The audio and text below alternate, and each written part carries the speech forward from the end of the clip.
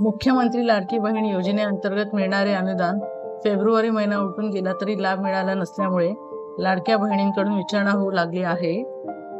अर्थसंकल्पीय अधिवेशनाच्या पहिल्या दिवशी महिला व बालविकास मंत्री अदितीताई तटकरे यांनी फेब्रुवारीचे अनुदान हे जागतिक महिला दिनाच्या पूर्वसंध्येला म्हणजेच मार्च महिन्याच्या 7 तारखेला दिले जाणार असल्याचे सांगितले आहे।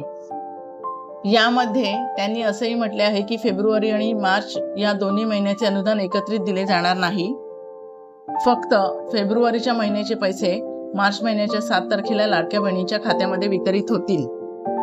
तसेच मार्च महिन्याच्या अनुदानासाठी वित्त विभागाने निधी हस्तांतरित केल्यानंतर मार्च महिन्याचे पैसे लाडक्या बहिणींच्या खात्यात वितरित करण्यात येतील असेही अदितीताई यांनी स्पष्ट केलेले आहे।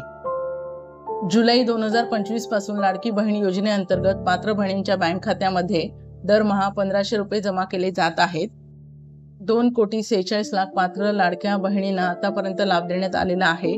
जानेवारी महिन्यातील यातील 5 लाख बहिणी अपात्र ठरल्याने 2,41,00,000 बहिणींना लाभ देण्यात आला। फेब्रुवारीतील पडताळणीमध्ये 4 ते 5 लाखांनी ही संख्या कमी होण्याची शक्यता वर्तवण्यात येत आहे। म्हणजेच याआधी असणाऱ्या पात्र लाभार्थी महिलांपैकी आणखी काही महिला पुढे अपात्र होण्याची शक्यता आहे। व्हिडिओ आवडल्यास व्हिडिओला लाईक करा आणि अशाच प्रकारच्या नवनवीन अपडेट्ससाठी माझ्या विप्रा अपडेट्स मराठी या YouTube चॅनलला सबस्क्राईब करा।